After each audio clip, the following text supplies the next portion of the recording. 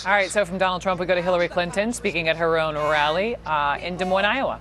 Who understand that know we can be the clean energy superpower of the 21st century.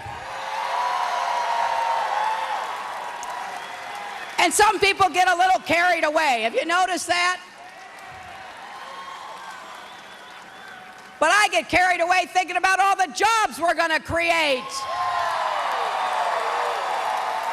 And all the families that are going to have a better chance for the future. I also get carried away by thinking about advanced manufacturing, because what happened in Iowa was not just putting up the turbines. You all figured out that you could actually put them together in Iowa and employ people who are doing that work, and then train people in apprenticeship programs at community colleges to make sure you could maintain those turbines.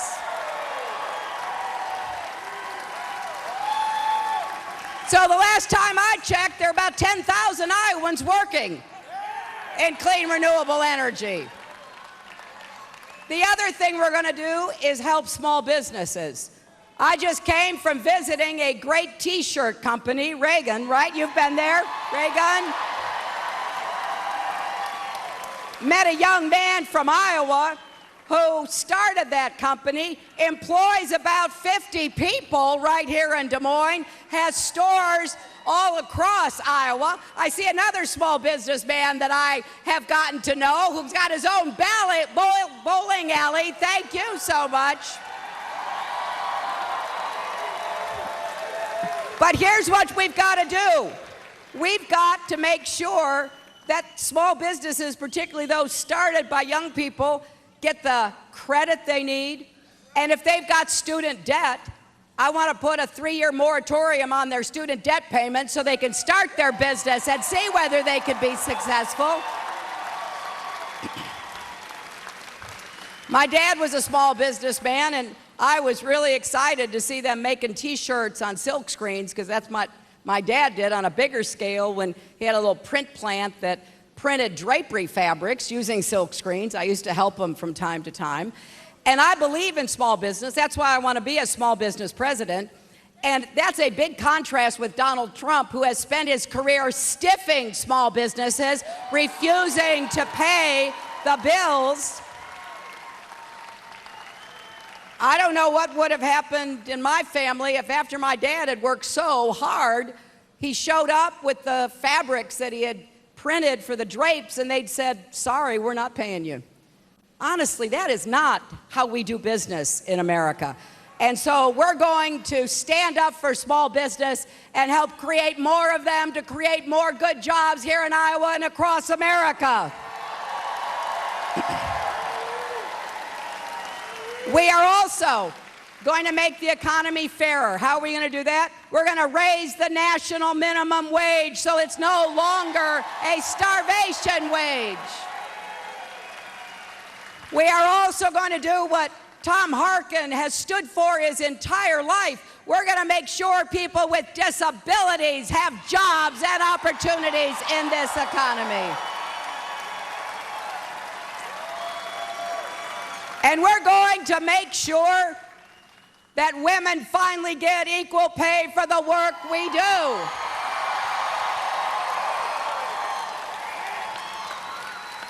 So, yeah, I've been laying out plans ever since I showed up here in Iowa back in April of 2015, and I am thrilled to be the Democratic nominee to be able to campaign on those plans and take them to Washington. Now, I got to tell you, if you look at the plans I've laid out, and a lot of independent analysts have done that, here's what they conclude. Under my plans, we'll create about 10.4 million new jobs in America. Under Donald Trump's so-called plans, we will lose about 3.5 million jobs. Now, let me translate that into Iowa, because if you divide the country by population, here in Iowa, you could gain 101,000 jobs under my plans and lose more than 33,000 jobs under Donald Trump's plans. So I got to tell you what I believe, which is that If we want to get the economy working for everybody, then we need a campaign that lays out the agenda, vote for it, so that when I'm elected, I can tell the Congress, this is what the people of America voted for us to do.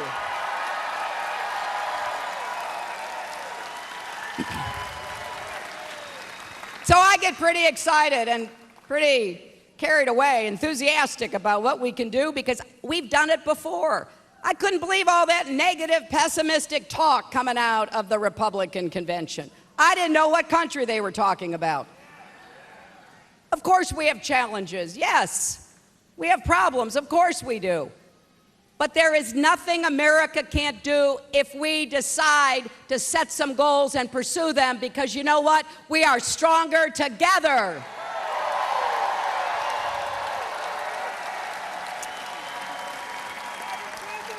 And let me say something about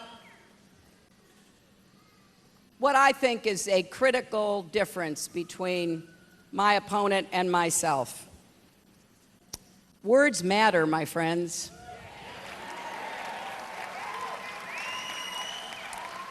And if you are running to be president or you are president of the United States, words can have tremendous consequences.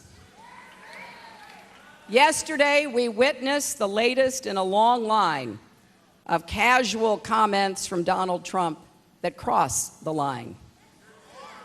His casual cruelty to a Gold Star family. His casual suggestion that more countries should have nuclear weapons. And now his casual inciting of violence. Every single one of these incidents shows us that Donald Trump simply does not have the temperament to be President and Commander-in-Chief of the United States.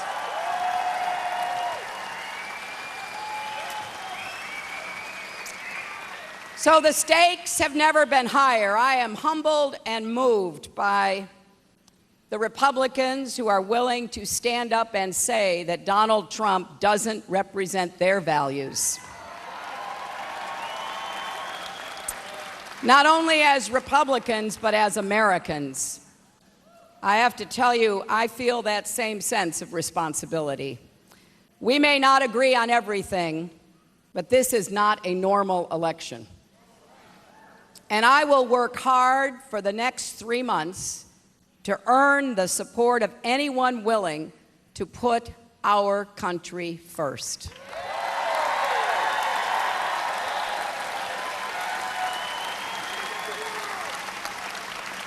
As a young man said to me in Florida the other day, friends don't let friends vote for Trump.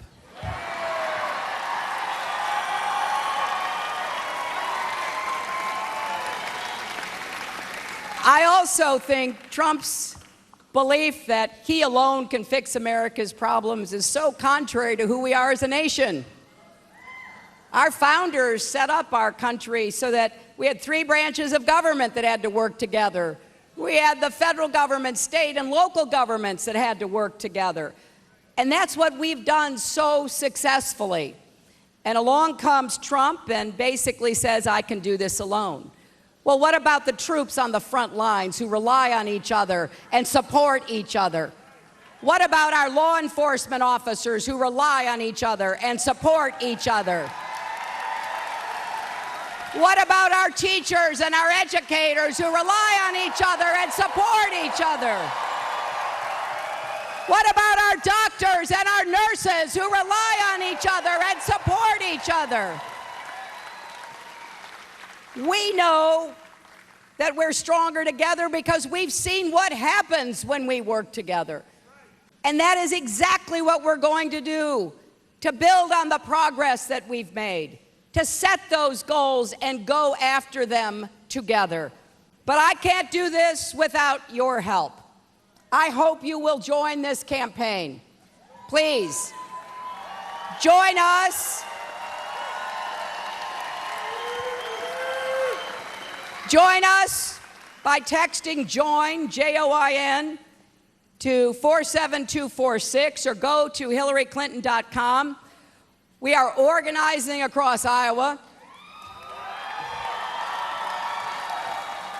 We're going to be helping people vote early so that they can make sure that their vote will count.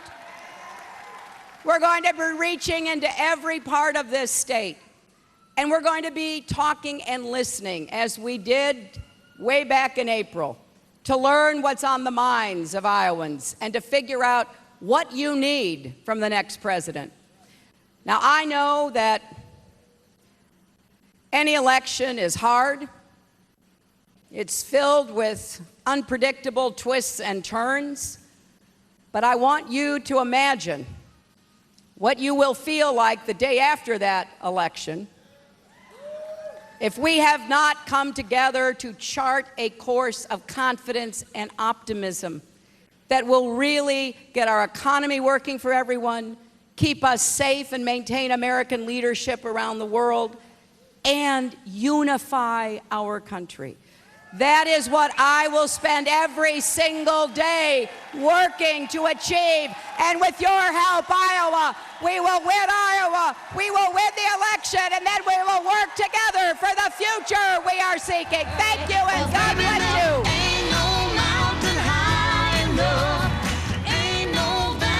All right, so Hillary Clinton wrapping up a rally there in Des Moines. We heard from Donald Trump, but I still have my panel with me, and Gloria Borger. As we look at these pictures, you know, we did hear just a couple minutes ago Hillary Clinton mentioning, to quote her, she said the casual inciting of violence is how she characterized what Donald Trump's remarks about the Second Amendment just yesterday. Casual inciting of violence. What did you make of that?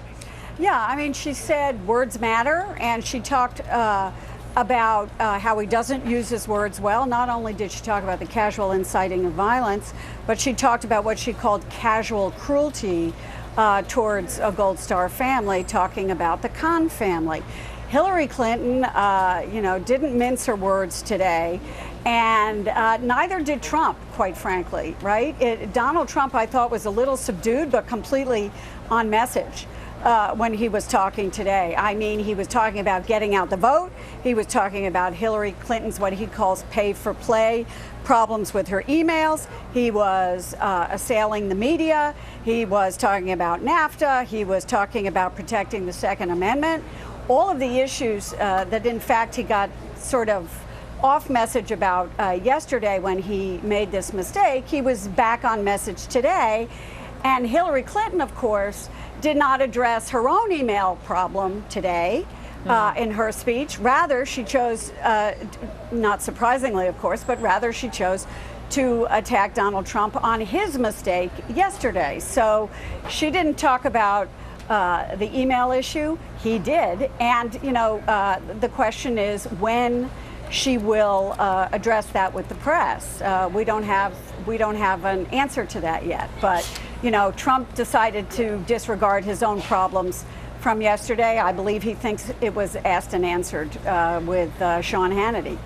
He did mention it. He said the Second Amendment is under siege, but then he left it and moved on. So with that, Susan Page, do you agree with Gloria? He did seem more subdued. I mean, listen, it's perfect red meat for him to talk about the Judicial Watch, the connection between this cozy, alleged cozy relationship between the Clinton Foundation and Secretary Clinton at the helm of state. What did you make of how he did stay on?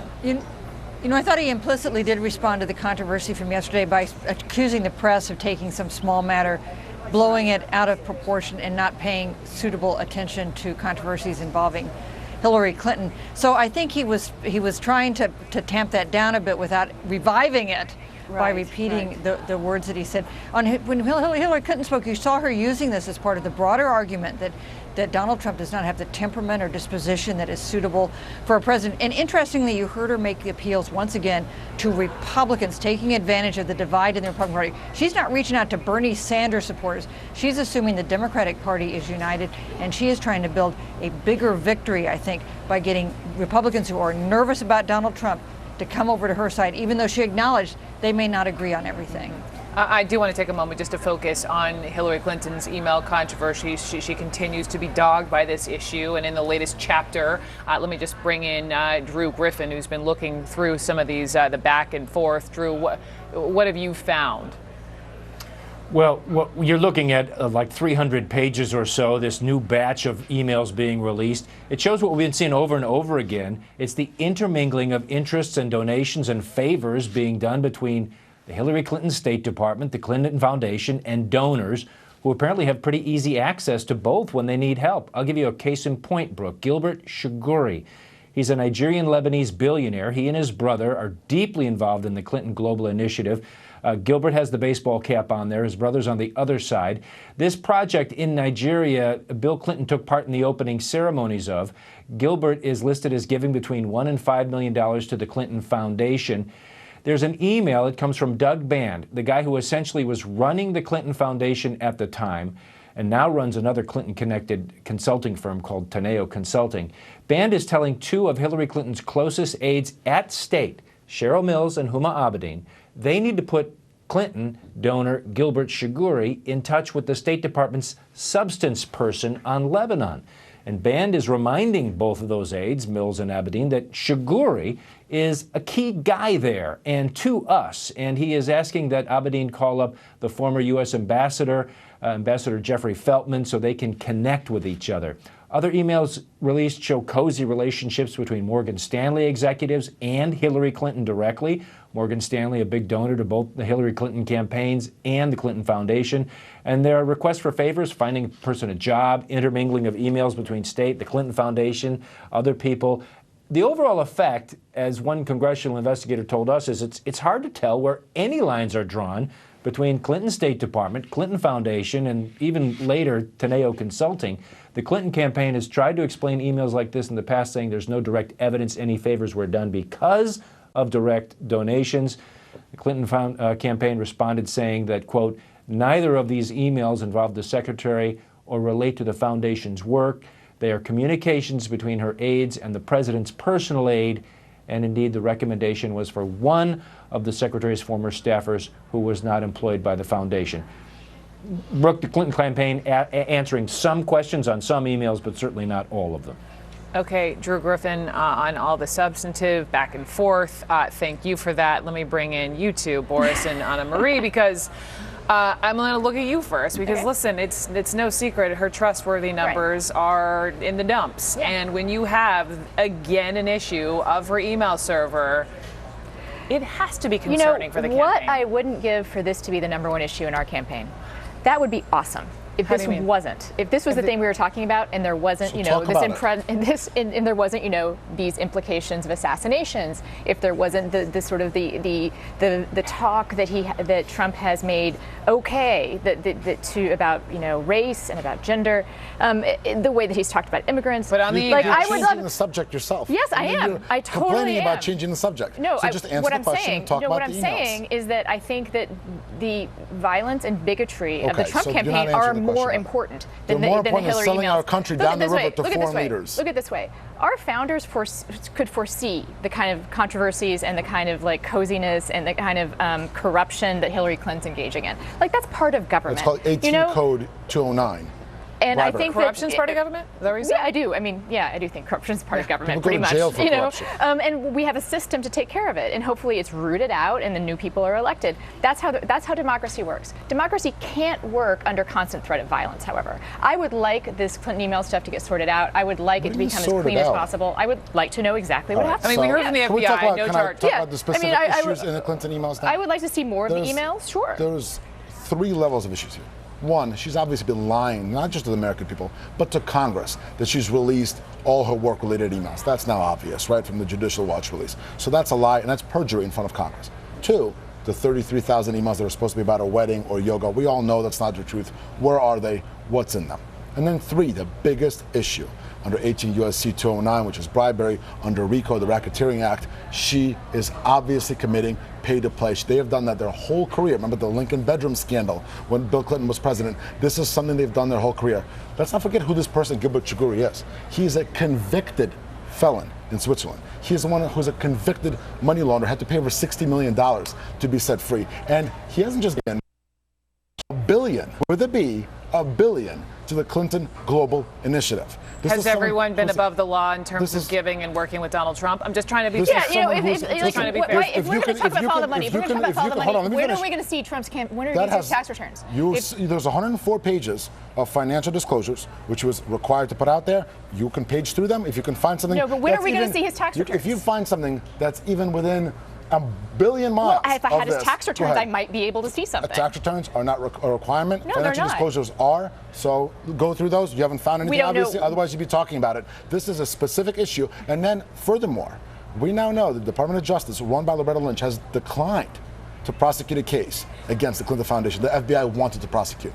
That, again, is insider dealing. But again, on the email specifically, we heard from James Comey, and there will be no charges. Right. Given that, though, these hold on. Right. These issues do continue to hit her, and I'm thinking of, listen, those who love Hillary Clinton, they're probably not changing their minds, and those who love Donald Trump, including the man in North Carolina with the red shirt, my man Vickers, he's voting for Trump now. He's convinced. But for the in between, and I know the undecideds are shrinking. But do you worry when these stories continue to come out about her emails and about these connections and alleged cozy relationships? Does that worry you as far as those voters are concerned? Seriously. It does concern me as an American citizen that people would make a decision to go with the unhinged, temperamentally unfit person over Hillary Clinton. I think that worries you. Hillary Clinton doesn't worry you. Selling our country. No, it worries me more. It worries me more. I think that Hillary Clinton deserves the scrutiny that she has gotten. I think that I hope to continue scrutinizing her as president. I hope that everyone watches her like a hawk. Mm-hmm. Because she does have these issues, and the more transparent she can be and show that she's above board, the more people can trust her. But the more info comes out, it shows that she's not above board. All the info that does come out, every time that we do get information, it's never from her because she obstructs justice. It always makes clear that she is not above board. She's a liar and should be a convicted felon. That's really strong language. Yeah. I mean every word.